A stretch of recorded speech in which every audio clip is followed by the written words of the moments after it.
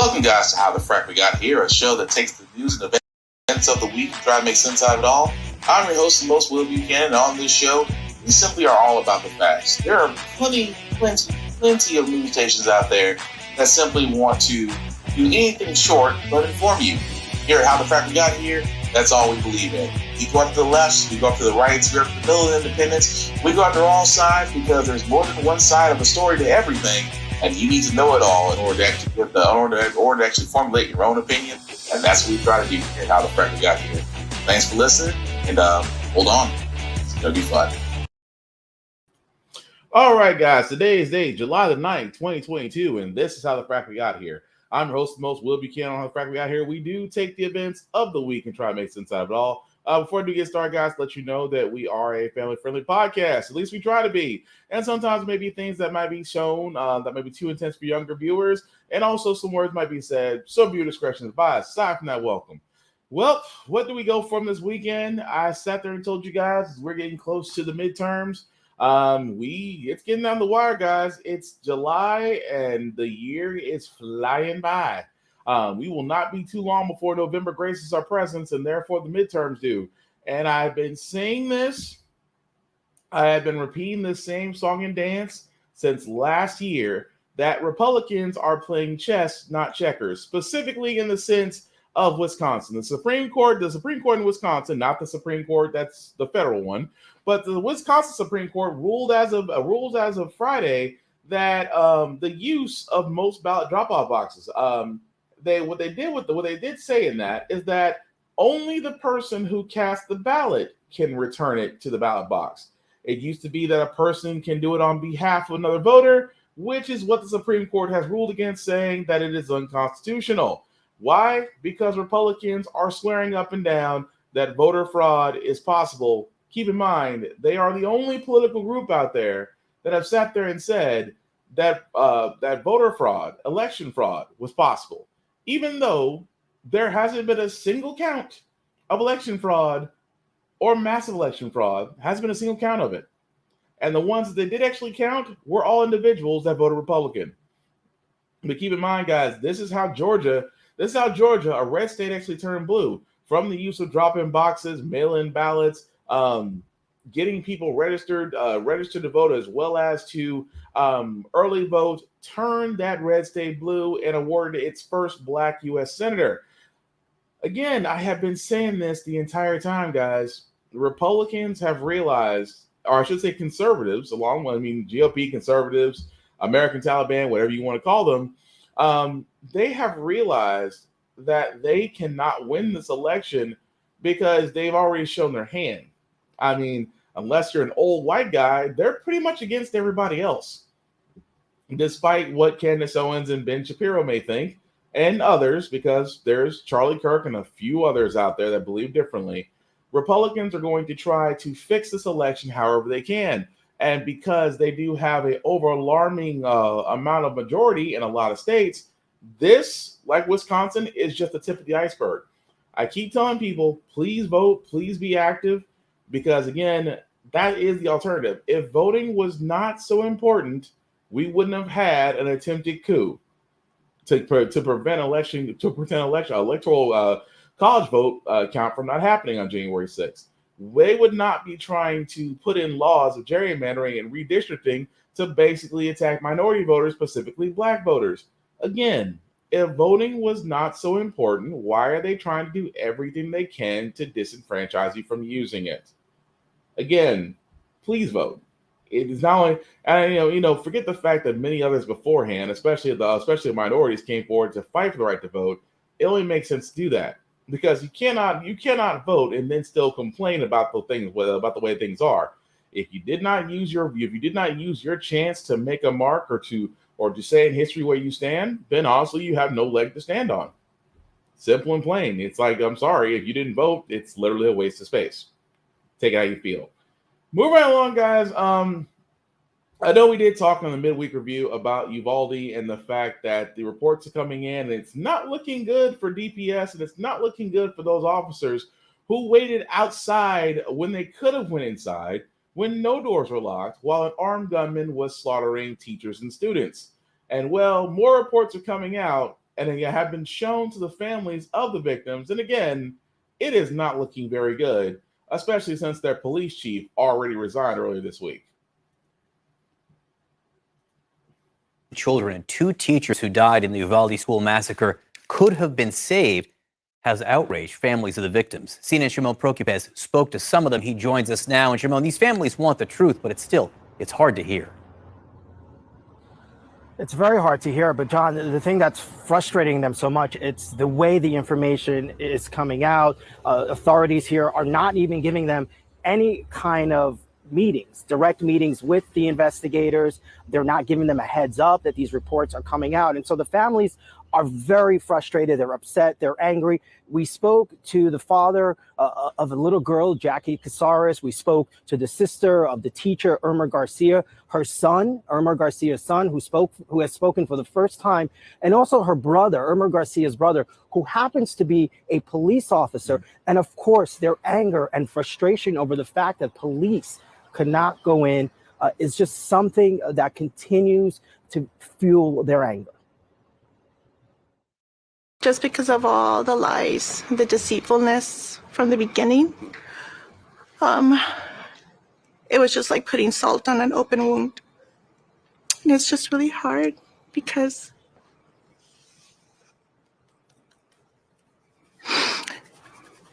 there's just so much suffering, and it's hard to grieve when there's no closure.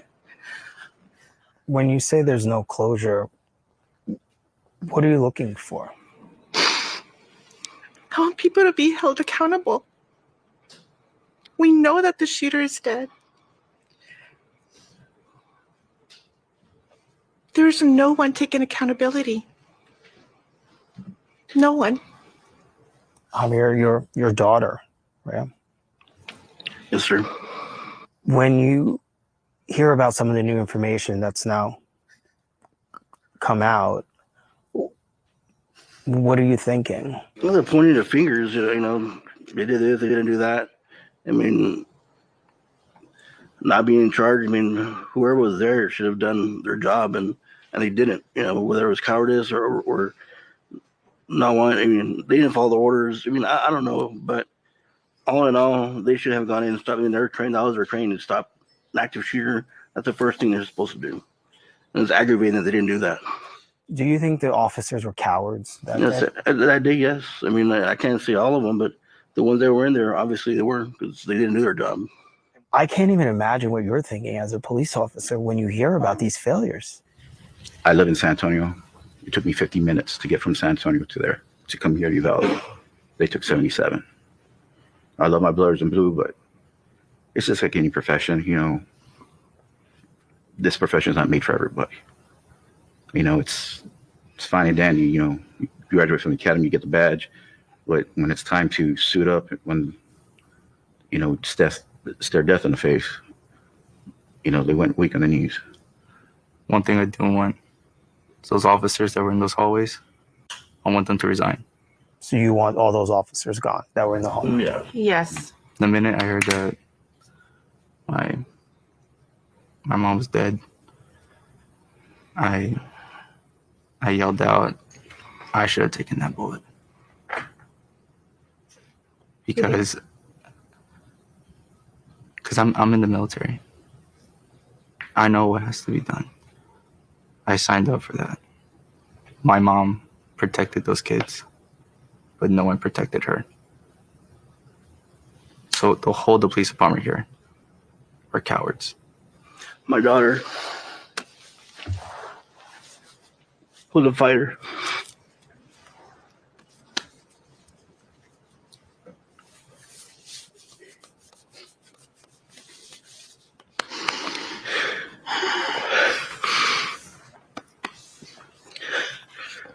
Took a little bullet to the heart and still fought. She fought hard to stay alive. These cowards couldn't go in. And John, we spoke to the mayor earlier this week, who said that there could be some changes here to the police department. He, of course, himself is waiting to get more information. And the other thing, John, you could see there in the video, we were in a room with at least 50 family members last night, relatives, survivors, family members whose kids survived. We got a chance to talk about some of what their kids are going and are dealing with, and it is just horrific. And those stories are yet to be told. What their kids were seeing, what their kids were feeling, the smells, the sounds. As police officers, some of the kids could hear the police officers outside the door, and the officers never came in. And so there's still. So that's saying a lot. I mean, let's be honest. That is, as a parent, you can't even fathom it. As just being a human being, it's like, again, seeing how many times we're gonna keep seeing the same story of these mass shootings done at schools. And again, I mean, yeah, guns are a problem. That's part of it. But these officers, again, they have, I mean, to sworn and protect. And everything that's coming out that says they could have went in, they could have prevented if not all, but prevented some loss of life. And now, yeah, a lot of parents are those parents of those children are wanting answers, and you cannot blame them. They're wanting resignations. You cannot blame them. But again, as we did report in the midweek review, that yes, the actual commander on site has resigned. But I think that's the coward's way out, because those parents and husbands and those who are affected by that still deserve answers and deserve accountability. And it seems right now the DPS is doing a better job of protecting their own asses than actually giving these parents what they need: accountability, resigns, and possibly firings. But we'll follow that story as it develops, because as of right now, it just looks like the cops, the whole thing. That's always laugh when people say, they always quote the NRA thing. The only thing that stops a bad guy with a gun is a good guy with a gun. Well, good guys with guns were sitting outside the doors. Could have went anytime they wanted, but apparently a fully armed 18-something-year-old with body armor and an assault-style rifle made them think twice. Who knew? Speaking of things that I have to shake my head at the same time, it's amazing to me the response to stuff like this. WNBA star Brittany Griner, still in Russia, is actually, as of today, pleaded guilty to her drug charges. And the commentary from her coach, I just got to talk about it. But let me play this first. Justice conducted behind closed doors. Just a glimpse of Brittany Griner towering above her guards, being led handcuffed into the courtroom. The 31-year-old was detained at a Moscow airport in February when Russian customs officials say they found small quantities of cannabis oil in her luggage, an illegal substance under Russian law. Recordings made inside the court capture the female basketball star, through a translator, pleading guilty to the serious drug smuggling charges against her. I would like to express my attitude towards my charges. Я хотел бы выразить свое мнение в отношении обвинений, предъявленных мне. Да, конечно. I would like to plead guilty on the charges. Я хотел бы признать себя виновной по обвинениям, предъявленным мне. But I had no intention of breaking any Russian laws. But under those laws, which carry a maximum 10-year sentence, the US athlete, who told the court she packed the oil in a hurry by mistake, could now be made an example of, especially at a time of such strained US-Russian relations. And is concerned the Biden administration should be doing more to help the Olympic gold medalist. Is the White House doing enough to get Brittany Griner home? We've had great response recently with BG's letter to President Biden, and Biden responding with a call to BG's wife, Sherelle. We think progress is being made on that front. The coverage of women's sports and the coverage of women athletes is really the concern here. I mean, the question is, would Tom Brady be home? But Tom Brady wouldn't be there, right? Because he doesn't have to go to a foreign country to supplement his income from the WNBA. But US officials in Washington and Moscow insist they're doing everything they can. I was able to speak with Ms. Griner in the courtroom. She said that she is eating well, she's able to read books, and under the circumstances, she is doing well. Most important, I was able to share with Ms. Griner a letter from President Biden, and Ms. Griner was able to read that letter. It's unclear what was written, But US officials already negotiated the release of one US citizen, Trevor Reed, from a Russian prison earlier this year in a controversial prisoner swap. US diplomats say they're committed to bringing home all Americans, including Brittany Griner and others who they say are wrongfully detained. Okay, so yes, I'll be the first to say this, and I will always continue to say this. I don't know. Again, I'm not against marijuana. I'm not against marijuana. I don't smoke it myself, but as I've said before, I'm a big supporter of it because it has multiple uses across the board. That being said, I say this all the time when people to those who travel, especially international. These other countries ain't playing. I mean, there's a reason why if you go to Singapore, don't bring drugs. You bring drugs to Singapore, you're in a Singapore jail for 40 years. They do not play. Thailand, if you do graffiti, the officers there will take out a cane and cane you on the spot. Tourist or not, these other countries have laws, and your U.S. citizenship, for lack of better words, doesn't mean shit over there. So Brittany Griner, I do feel a little bad for her because of all the countries you can get hemmed up in. Russia, of all countries right now. And at the same time, it's like, well, you should have carried this on your carry-on. Oh, I packed it. I was like, okay, yeah, you packed it, but it was still with you in a country where it's still seen as an illegal thing to have. And you put it in your bag at the airport. I'm just saying, there has to be some accountability because no matter what, your U.S. citizenship and celebrity is not going to get you out of this. It's not. And again, where people say, well, this should be getting the same coverage as the other person.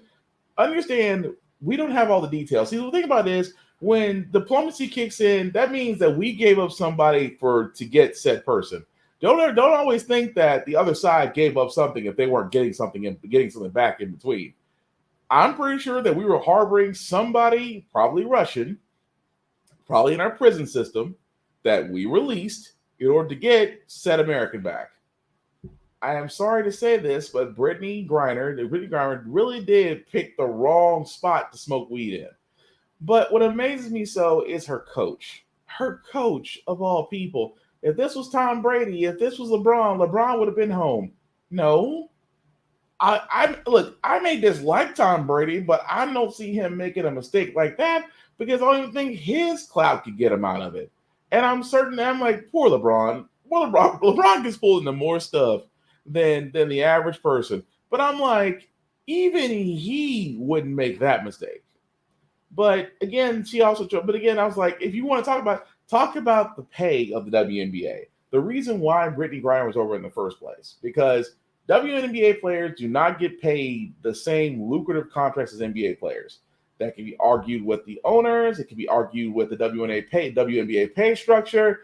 But after the WNBA, several players do go overseas to play basketball because the contracts overseas are very lucrative. Russia, Italy, most of Europa, and even Australia, where they have leagues where WNBA players do go to those leagues and play, but just because the more payouts, sometimes more than what they're getting in the WNBA to supplement income. And again, that's completely fine. But the situation of it all is that you had weed at the wrong time in the wrong country, got caught, and all we can hope for is that we got somebody on the back end the Russians want badly enough to where they'll let you go. But let Brittany's story be a warning to everyone. Understand where you're going. Understand the rules and regulations and laws they have there. And understand their penalties, most countries are not like the U.S. You don't get this whole roundabout, I'm going to use my citizenship to keep me out of certain things. Oh, no. Doesn't work like that. Don't believe me? Try and listen to what was that? Broke Down Palace. Broke Down Palace is a great example of a movie of what not to do. Because old girl trusted somebody and she was sitting in a Thai jail for 40 years because she unknowingly smuggled drugs. Yeah, it was a movie. Happens all the time. But moving right along, guys, I did want to cover this next story because, again, with critical race theory being brought up, Kamu Bell, which, again, is a guy I like watching, and I love watching the stuff, his interactions with people. But he asked a question to Arizona voters. And honestly, this rings true about the reason why education, especially critical race theory, might as well be taught in schools. Thoughts on that? You could teach it without having an opinion. But is it okay if a teacher says, I think slavery was bad? Is that okay? No. No. No? No. I mean, What about this? They go, Nazis not good. Nothing is bad. Nothing's bad. No. It's totally manipulation and manufacturing a crisis. Who's manufacturing it? The Democrats. It's always a race card. I get so sick of it. Like, we need to teach children to compete when the Chinese probably know more about American history than we do. So we should teach better American history here. Well, yeah. It's like the history of America. History of America. Slavery, genocide, Native Americans. No, well, no. Not that stuff? Well, not the whole thing. All right, come out. So is it okay if a teacher says, I think slavery was bad? Is that okay? Woman 1, no. Woman 2, no. Woman 3, no. Okay. I mean, Kamal, this is amazing. What did you learn, I guess, as you had these conversations? That there are forces at work in this country that are very good at distracting people from what they should actually be caring about. And that they often use as a distraction the fear of Black people overthrowing the country or the fear of Black people having some sort of secret plan. And they came through Black slang, which is woke, and they came through critical race theory, which is a policy which was a theory that was invented by Black academics, including Kimberly Crenshaw, who's on the show. And that there's forces at work who are good at taking those things and saying they are coming to take your country back, which automatically says it's not my country. So I think that's what I learned, is that those forces are doing the work to overthrow the country, which is why me and my friend wrote a book called Do the Work. To, like, we on our side have to start doing the work too. We can't sit. And he's absolutely right. But what's so funny about it, again, that's the reason why I want to point that out for a second, was just the fact of all he said was that, do you think that it's perfectly okay for teachers to sit there and say that slavery is bad? Should it be the easiest slam dunk home run, easily go to? Should teachers be teaching that slavery is bad?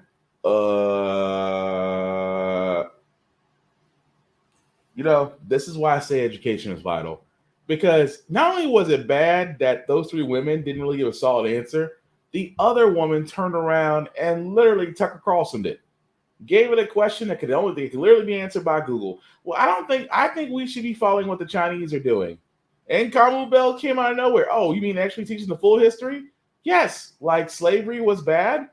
Well, maybe not that. I'm sorry. American history is not like the Bible. You cannot pick and choose what gives you comfort versus what actually makes you cringe.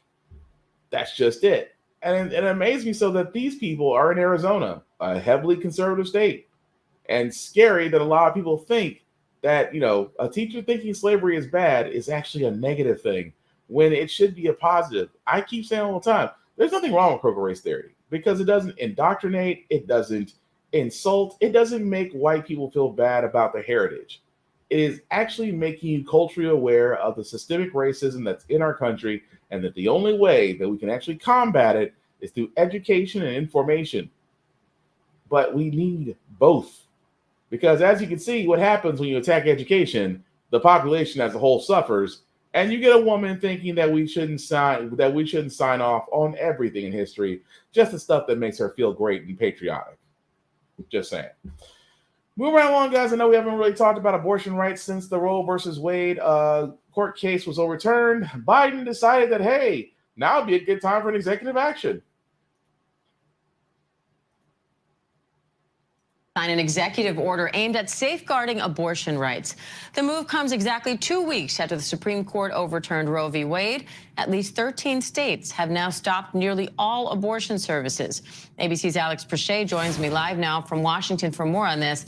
Alex, what will this executive order do? What will it include?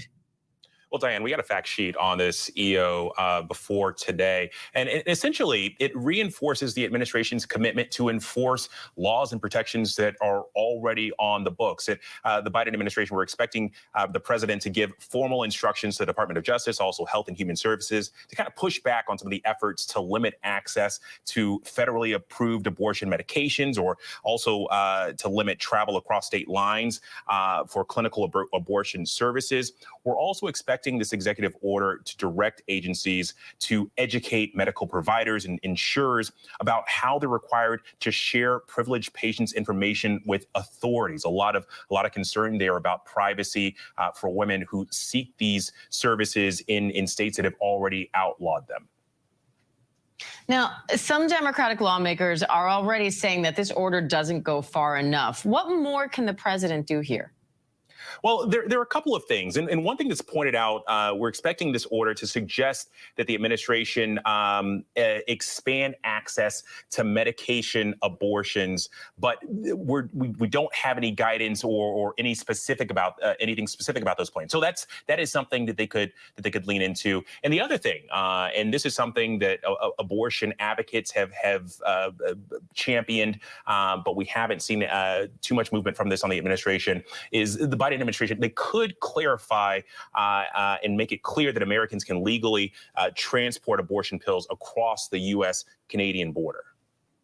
And what's the response to all of this from Republicans? Well, Diane, so that's still kind of pouring in, but I will say we have heard from the March for Life, and I'd say that these are sentiments that would likely be echoed by many anti-abortion politicians. They say it's tragic that this administration is using its power to push for more and more painful abortions, which harm women and take innocent lives. Obviously, they're not happy with this executive order. So, Alex, what kind of real-world impact is this executive order expected to have? Diane, I think that's a really good question. You've already kind of outlined there are 13 states that have nearly completely outlawed abortion across the country. This is going to be a messy and confusing process. The administration clearly authorizing the DOJ and Health and Human Services to enforce existing laws, but there's a lot of confusion. And when you think about how this boils down to whether it be insurers or medical professionals and how they deal with data of patients, or what services can be rendered from state to state, and how you legislate that. I think this is going to be a big legal fight, but it's also going to be confusing for a lot of women who are seeking these services. Translation, it does nothing. This is honestly, guys, this is where I say too little, too late. Where again, Biden and his slim majority, if you X out Manchin and Sinema, the Democrats, and I said this was going to be so hard, and this actually kind of goes into the next video clip that I have. But Biden is literally trying to pull everything out the playbook he can since the conservative rule in the Supreme Court has struck down Roe versus Wade. Yes, he could put an executive order in, but let's see how executive orders work. Executive orders only push it to the table. It still takes the House and the Senate to actually make it into law. Making an executive order is more like you demanding this gets pushed to a critical or imperative that has to be done within the House. I get it. We should be doing everything that we can to protect the choice of abortion. That's what pro-choice means. The problem is you actually have a bunch of senators, Republicans and some Democrats, who don't believe that a woman should have access, who should have literally oppressionist control, or I should say oppressionist-free control of their bodies. You don't see the same thing getting applied to men, but yet women now have to be worried about if they have an abortion, especially if you're in one of those 13 states that outlaw abortion, or any of these states that have trigger laws that are going to go into effect because the Republicans went for this the moment they realized they had a conservative majority on the Supreme Court. So forgive me, I understand what Biden's trying to do. It's a gesture, but he hasn't done an executive order for increasing the minimum wage, hasn't done an executive order for pushing the Voting Rights Act, he hasn't done an executive order for many of the other things that he told his constituents that they voted for him he would do. This just seems like your way of saying, I did my best within the walls of what I can do, but hey, I tried. That's what it seems like it's going off to me. But speaking of Democrats and the Democrats and voters, Democrats face, like I said before, are going to be facing a very, very, very, very difficult time in the midterms. Even with the fact that Republicans are celebrating Roe versus Wade. I sat there and said at the beginning of the year that Democrats are going to have a hard time trying to convince their voters to give them another chance in Congress, while Republicans just have to convince idiots who have a short case amnesia problem. Now, I used to say that until conservatives came out and said, we want Roe versus Wade stricken down. Not one Republican went against it. And I thought to myself, you have just pissed off the largest group of possible voters in the U.S. by saying that, no, you don't have control of your bodies because we're listening to Jesus, or some version of it, I guess. I thought that was a slam dunk. But then, alas, aside from women, Democrats also have to woo one other group of people that helped them out there. The same group of people that helped turn Georgia into a blue state and helped Raphael Warnock become a senator. Democrats are going to have the hardest time with African-American voters for multiple reasons. Just about 4 months away, Democrats and Republicans will both be vying for every vote to try to either keep or take control of Congress.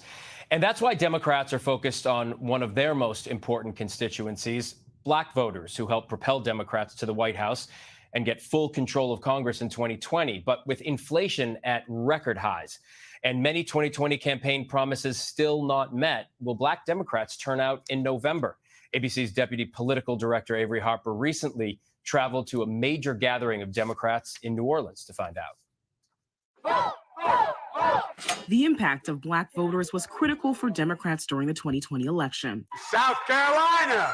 From President Biden's South Carolina primary victory, delivering him the nomination, to turnout in battleground states like Pennsylvania and Georgia, earning him his place in the White House. So this campaign was at its lowest ebb.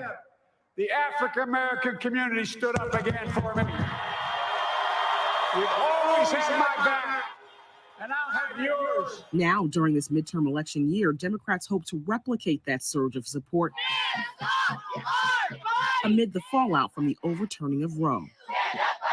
It was frightening because getting around that right means that eventually they're going to get around so many other rights. Democratic groups and candidates investing in outreach to Black voters, like at Essence Fest in New Orleans, the largest African-American cultural festival in the country. Cedric Richmond left his White House post as senior advisor to President Biden to help the DNC elect more Democrats. We're not taking any community for granted. We're here in a big force to make sure that we're talking to an important constituency and showing them the respect that they deserve. It won't be easy. Historically, midterms don't bode well for the party in the White House. A recent survey of Black voters by the Washington Post and Ipsos found what it called diminishing support for President Biden, with 7 out of 10 approving of his job performance. And despite accomplishments like the swearing in of Justice Ketanji Brown Jackson to the Supreme Court, Democrats have fallen short on other campaign promises to the Black community, like voting rights, police reform, and student loans. Plus, fears of a recession are setting in. He promised us a lot to help our community. We gave him the vote and to give us some seat. We turned Georgia blue. He has to come with his promises. He has to fulfill them. I mean, as a voter, I have a 24-year-old, and student loans is her biggest issue. What are we going to do in terms of helping middle-class Americans afford to be able to survive in today's economy? Congresswoman Nikema Williams, who holds the seat of civil rights icon John Lewis and is working with the Democratic Congressional Campaign Committee, acknowledged there's more work to do. This work doesn't just happen in one election cycle. We have to continue to do the work because we know what's at stake. We understand that this isn't just about power for power's sake, but it's about delivering for our communities. And that happens over a lifetime, not over one election cycle. Still, voters we talk to want Democrats to push harder on their agenda while they have the majority in both chambers of Congress. When the Republicans have the majority, even if it's not overwhelming majority, they kind of just run roughshod and push their issues through, their agendas through. I think they should do just like the Republicans, shove it down their throat. You know, the Republicans, they stick together. Democrats on the ballot in tough races like Georgia's Stacey Abrams running for governor and Florida's Congresswoman Val Demings running for Senate say they are confident that despite the challenges, Black voters will turn out because so much is at stake. Let's expand the majority in the Senate so that we'll have the votes that we need to get rid of the filibuster, or as has been proposed, to do a special carve out for legislation that protects constitutional rights. Voting is not magic. We don't get everything we want when we win elections. It is medicine, and we've got to keep taking it. We've got to keep making progress. Democrats believe in progress for all.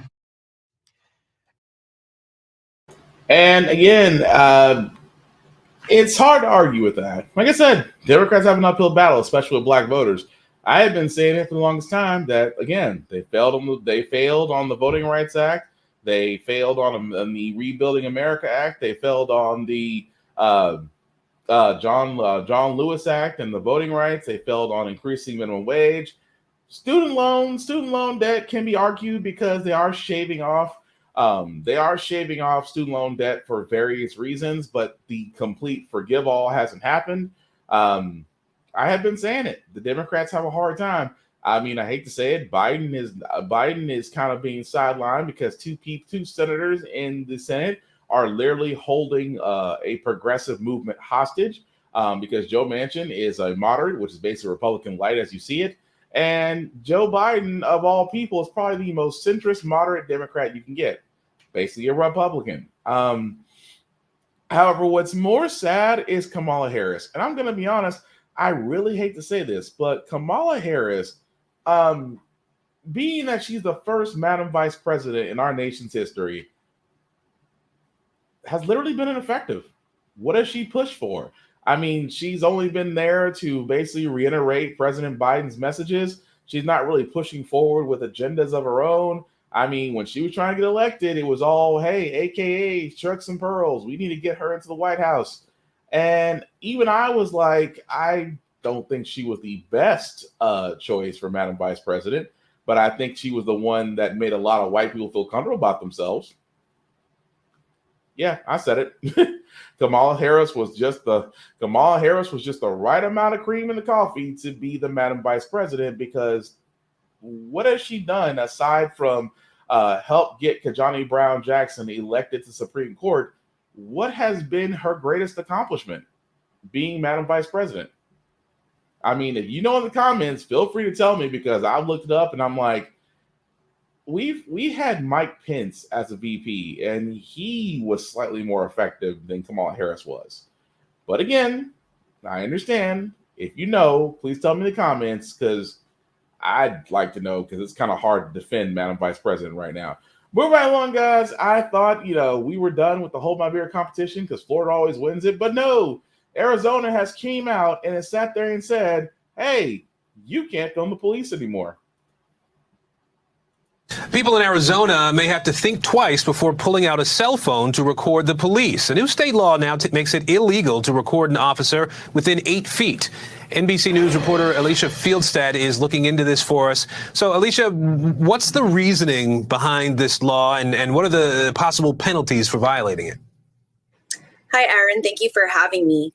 Representative John Kavanaugh, the Republican who sponsored the bill, said he introduced the law after officers in Tucson expressed concerns about people getting too close to them as they may be trying to make an arrest. He said people who might want to videotape from 1 or 2 feet away are presenting a danger to the officers and to themselves. He also said people who video could distract an officer, leading to a suspect escaping or possibly assaulting the officer. Violating the law is a misdemeanor, which can come with fines or even up to 30 days in jail. See, is there any expectation that this new law is going to be challenged, that it could end up in court? Absolutely. When the law was introduced as a bill, the National Press Photographers Association sent a letter to Kavanaugh arguing that it would violate both the free speech and press clauses of the First Amendment. They also said the law would violate the, quote, clearly established right to photograph and record police officers performing their official duties in a public place. Kavanaugh did make some concessions to the bill, like allowing people who are stopped in a vehicle to record a police officer. He also lowered the buffer zone from 15 to 8 feet and added that an individual who is having an encounter with a police officer can film them as long as they are not being arrested or handcuffed. But even with those concessions, there's a good chance this law, which is set to go into effect in September, will be challenged based on that First Amendment argument. All right, NBC's Alicia Field. So literally and figuratively, guys, they're sitting there saying that you pretty much just can't film the police during arrest. I've never understood that. they say within 8 feet, but let's be honest. Cops are going to sit there and take that a little bit leeway that you cannot be within 8 feet because they swear they sit there and said, well, it's for the safety. The safety of who? Most officers these days, if you're black, they'll be likely to shoot you first before they handcuff you, or at least shoot you 90 times before they handcuff you. But that's the argument. And again, I thought that was bullshit because yes, police should be held accountable. If police didn't want to be held accountable, then they shouldn't complain about wearing body cams. Why should you? If you're doing your job, wouldn't you want all the wouldn't you want all the evidence out there to literally validate you? Not just your body cam, but individuals recording you. Like for some fact of the matter, if they record you and you're in the right, I just think that validates you personally. But at the same time, it's saying, well, the suspect could get away or things could escalate. Well, if you got them handcuffed and you're doing your job, as they always tell us, well, if you just comply and do what we want to do and do what we want you to do, you'll be fine. This is the same group of people that are sitting there saying, we don't want to be videotaped. If you've done nothing wrong, then you shouldn't have to worry about the camera. And like they said, this will be contested because, again, this goes against the First Amendment, which, again, in a conservative Supreme Court case, this can always go right, literally and figuratively. But one last story I want to get to, guys, before we get to our feel-good stories of the week. Going back to the Highland Park suspect where the father is now in hot water because he may have helped his son get the necessary documents he needed to purchase the firearms that he'll be using on that fateful day. After authorities say Robert Crimo III carefully planned an attack on a 4th of July parade, his father speaking out for the first time, telling the New York Post he talked to his son 13 hours before the shooting, adding, "That's why I guess I'm in such shock. Like, did he have a psychiatric break or something?" The father saying he sponsored his son's application for the ID card needed to buy guns because he thought he would use them at a shooting range. In the years since, prosecutors say Crimo bought 5 weapons, including the one used at Monday's shooting and another later found in his car. His father telling the Post his son bought everything on his own and they're registered to him, adding, "I didn't do anything wrong." Tonight, officials are not ruling out the possibility that Crimo's father could face charges, though at this point, no determination has been made about his liability. So I just want to stop it right there because, again, that part right there, his father did help him get the necessary ID card because of his age. He had to have a necessary identification card to purchase firearms in the state of Illinois. And this is also the same guy that passed 4 background checks. This is also the same individual that had family issues, but the family did not actually follow the red state laws and file paperwork to show that he was a threat. And now the father helping him get that, he's saying that he's done nothing wrong. Yeah, you can still be on the hook for it. This is why a lot of people are pushing for certain types of legislation. Because again, purchasing firearms should be the same way as purchasing a car or helping someone get something.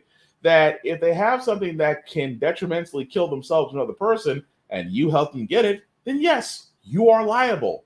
So of course his father, I was like, oh, I didn't think that he would. Yes, your son decided to pull a terrorist act and is now and somehow got taken alive. Yes, you should.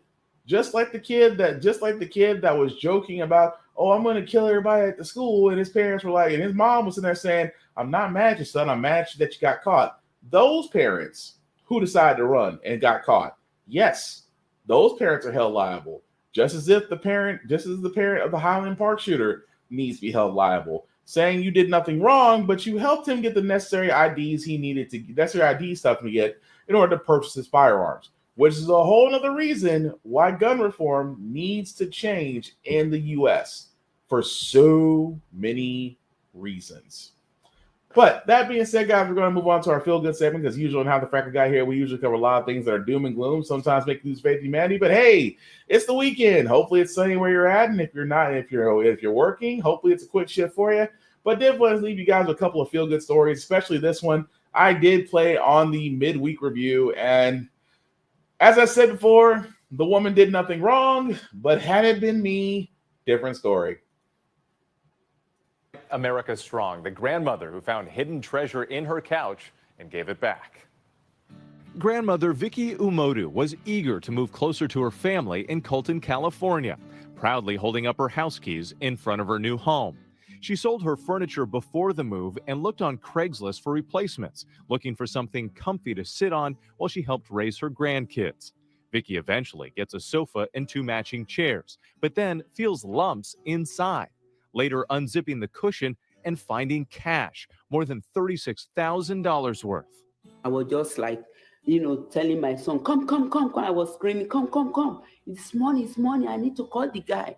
Determined to do the right thing and give the money back, she calls the owner. He tells her the chair belonged to a family member who died and who had apparently hidden money around the house. Because he was in such disbelief at Vicky's honesty, the man gave her $2,200 to buy a new fridge. Giving the money back was just the right thing to do. The first thing that came to my mind was just to call the guy and return the money. Tonight, Vicky's sitting on that chair with her 6-month-old grandson, Jay, grateful for the new refrigerator, saying it always pays off to do what's right. I feel great about him giving us the $2,200, even though I was not expecting him to give us a dime. And I'm grateful and thankful for his generosity. An example for all of us. Now, I said this on Wednesday. I'm going to say it again. She did nothing wrong. If she believed in her heart, that was the right thing to do. I am not going to knock her. I am not going to judge her. I'm going to applaud her in her integrity. But had that been me, look, all sales are final. That's all I'm saying. All sales are final, which means that once you sold that couch, hey, if I happen to just, clean up and like, oh shit, well, I got money. That's just me. I'm just saying. I know for a lot of people it's like, but that's terrible. Well, should check the couch. Now everybody on Craigslist, everybody who buys furniture on Craigslist is gonna be checking couches now. But why can never be me that has those things? Anyway, moving right along, guys. I did want to cover this next story about this man who literally dreamed of winning lottery numbers, played them, and won $250,000 in his state's lottery. And I'm like, I always say great things happen to great people. I occasionally play lottery too. You never know, that one lottery ticket, may wind up being the best thing ever. And this man, literally and figuratively, as you can see right there, dreamed about the numbers, played them, and won them. And it hasn't hit me yet. No, he was sitting there saying statement, it hasn't hit me yet. Well, still, but hey, I'm just happy to see somebody win the lottery. Whether you dreamed it or not, but you never know. Like I said, if I win the lottery, this becomes my permanent job. But the last one I got, guys, again, I always love stories of seeing when educators, teachers influence and shape students. This story is no exception. So one of the things we love to do around here at Twitch is we love to honor special teachers. And like a lot of people, you might have had a couple in your life, but you were lucky enough to have some very special people who came along the way, which makes me wonder, does the name Dr. Tommy Tonia Stewart ring a bell? Yes. Well, yes, Dr. Stewart. Well, we hear Dr. Stewart is a legend, an actor and a former dean of the theater department at Alabama State, where you attended camp. And guess what? We tracked her down, and this is what she had to say. I love sharing the arts with students. When I see the light in their eyes, that is what makes me feel complete. Stephen Boss will tell you that my motto is, where you come from does not dictate where you will end up. This young man had to have been just ending his middle school year when he came, and he came back every summer. And he's memorable because he was one of those very focused, very energized, and most of all, very humble. He would laugh at me sometimes when I would say, I'm sitting in the middle of greatness. Oh, thank you all for allowing me to touch your lives. He said, Doc, why you say stuff like that? Because I mean it. You're going to make a difference. We call him Twitch now. But you see, Stephen had the talent. He was a doer, has always been kind, always been giving, always been ready to help others. When he left Montgomery after graduating high school, he went to the West Coast. He called me one day and said, it's a little rough out here. I said, you can make it. It was my thing. It was always, you got it. It's in you. You can do it. And he said, Doc, you know what? I'm glad I called you today. I said, just tell me where to send anything you need. I'll get it to you. And I'm so thankful that I'm here to witness the success of ones like Stephen Twitch Boss, who danced his way into the hearts of America. I've tried to be an example for my students. And when they see that, they know that they can do it. So it really makes me feel good. I feel complete. I feel accomplished. Yeah. I love. Ooh. Yeah, but you know what? I said it at the top of the show. That, like, you know, I'm a kid from Montgomery, Alabama, and now all of a sudden I'm sitting next to you right now, and it's from teachers like that, and belief and support like that, And to just say you can. And you called her when you needed her. I did. Well, absolutely. we decided you don't need to call her. Come on out, Dr. Stewart. Oh.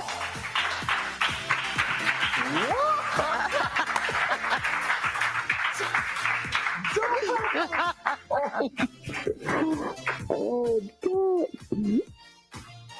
Oh, my God. I love you. I love you. Oh, my God.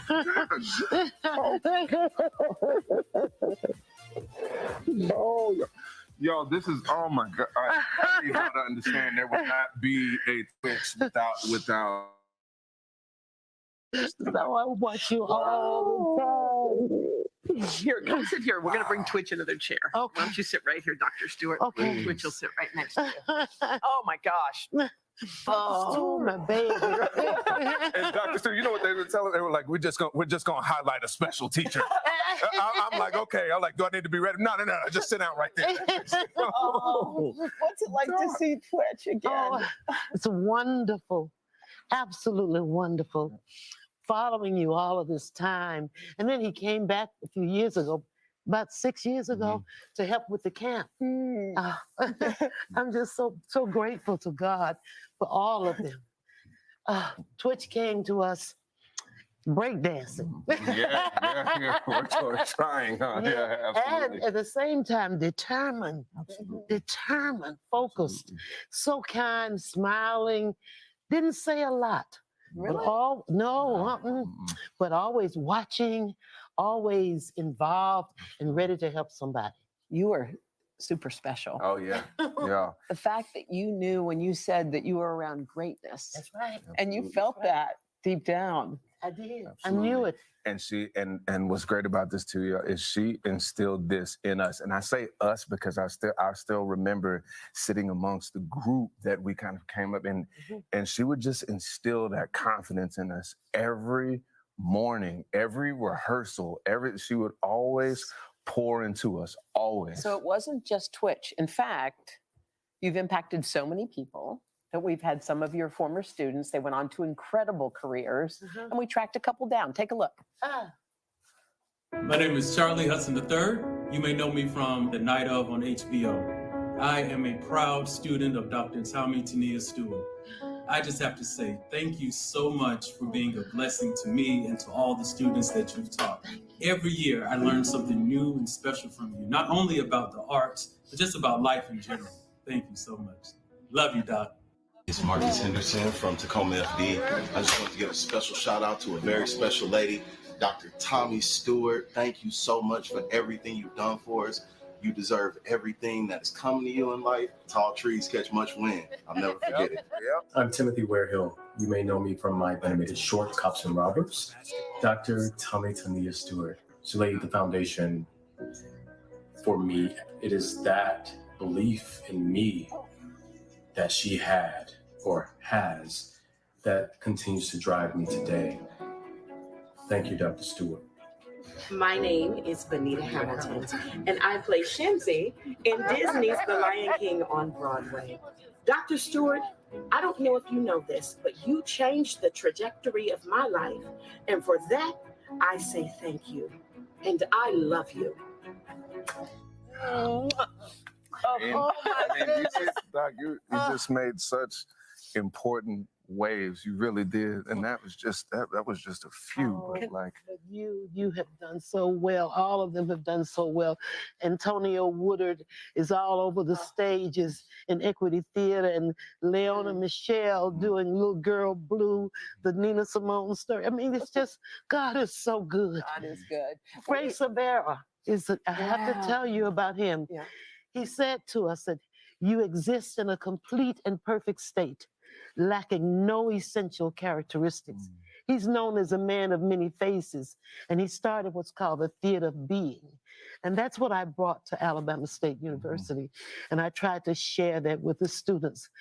I'm just so. You said something in the piece that one of the actors reiterated. Tall trees catch much wind. Tell us what that means. It means that though life may sling arrows your way, you can bend, but you better not break. You know, people will try to make it rough for you, and you want to give up and give it. Don't do it. The way is already made. So you just bend but bounce back and keep moving forward. And that's what you did. Well, we'd like to, this is a small token. We just want to say thank you on behalf of everything you've done, not just for your students, but for all of us, because we all get to enjoy all the wonderful gifts that you've put into the world. Thank you so much, Dr. Stewart. Thank you all. A big thank you to the Montgomery School District. They helped us track down Dr. Stewart. Now, again, that's one of those stories that I never get tired of. I have been saying this for the longest time. Educators, teachers, they have the biggest impacts on our lives. And I have a very soft spot for teachers. I have a very soft spot for teachers, educators, professors, because a lot of those folks shaped me to be who I am, and I am forever grateful for it. And you literally see you see the influence that she had on her students. So again, for all those who are teaching, want to go into teaching, and are still doing it, or have retired from it, y'all deserve your flowers. Y'all deserve to get paid more, but y'all deserve y'all flowers. But anyway, that's going to do it for this podcast, guys. I do thank you all for liking, for watching, for letting people know this is live. I certainly appreciate it. Some shameless plugging before I do get out of here, guys. I do want to shout out to my boy, Big BZA Dot, where you can find him and his new beats page. Yes, he's back to making beats again. You can definitely find that at Big BZA Dot on all socials, and Devon Westman on Facebook. Definitely check him out there. Of course, me, guys, you can find me on my IG down at the bottom left, BlackBox447. I'm always on Instagram. I usually post reviews of movies, video games, television shows, and things of that nature, and gym stuff, because I do a couple push-ups. At the same time, guys, I am all about being positive, motivating others, because we have had a rough couple of years. But the one thing I wish, if there was anything I could have an impact on, is the fact that we need to, unite, to be kinder, to be nice, to be supportive, to just be, I'm not asking to be saints, but I'm just asking you just to be decent. It takes zero energy to be kind. It takes everything in you to be a dick. And quite frankly, I just want us to actually come together. That's all I ask, especially Black people. I'm unapologetically Black. I am rooting for everybody Black. Whether I know you or don't know you, like you or don't like you, I hope you will succeed. I truly hope you do, because you'll give hope to others. That's all I'm saying. Now, of course, you see the ticker at the bottom, guys. Let me actually make that just a little bit bigger. If you copy and paste that into your link tree, it will take you to my link page. It has the YouTube, Facebook groups for all of our podcasts. How the Frack we got here, Get Bit, and of course, Off Limits. Definitely like and share and spread the word. I want to be able to know what you guys thought of everything that we do on these shows and how we can make them better. Aside from that, guys, like I said before, COVID is still out there. Please wear a mask in heavily congested areas. Please take care of yourselves and others. And let's give our nursing brothers and sisters a break, because Lord knows they need it. They deserve it. Because, it's been a rough more than a couple of years in that situation. At the same time, guys, like I said, try to be kinder. You never know. Somebody might be going through something. We're all going through our own storms, and maybe just saying hi, hello, or just checking on them can do a lot more than just uplift their spirits. You might actually save somebody's life by doing just that. But aside from that, guys, last thing I'll say about how the Frack got here, it's all about staying informed. We're not trying to reinvent the wheel. We are simply trying to give you all the information, allow you to make up your own mind, but provide a logical, progressive perspective to go along with it. We do a lot of things when we're informed. We're progressive. We move forward. We try to right the wrongs of our past by making decisions now that we should have done back then, like electing our first Madam Vice President who was black, like electing our first black woman to the Supreme Court, to electing our first black woman to the Federal Board of Governors, to electing our first woman in a higher ranking commanding officer position in the U.S. Navy. When we don't learn from history, we are doomed to repeat it. That's why we keep asking ourselves, why does everything go up but our paycheck? Why are we still electing the same old politicians, but still the same old, different politicians, but still the same old game? And most importantly, how the Frack got here. Take care of yourselves and each other. We will all get through